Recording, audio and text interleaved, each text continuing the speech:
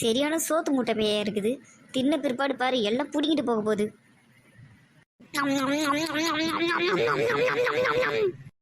ஐயோ, என்னடி நந்தினி அவ பரோட்டாவையே பர்கர் மாதிரி வச்சு சாப்பிட்றா.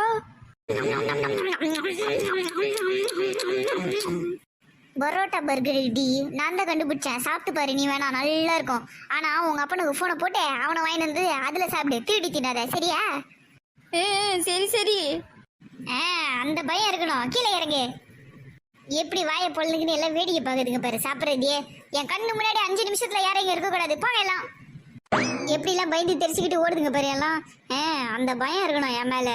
பேயாச்சே என்ன சும்மாவா? எவ்வளோ வேலை பார்த்துக்கிறேன் நான். பேயின்னு நம்ப வேணா எல்லாரும் என்ன.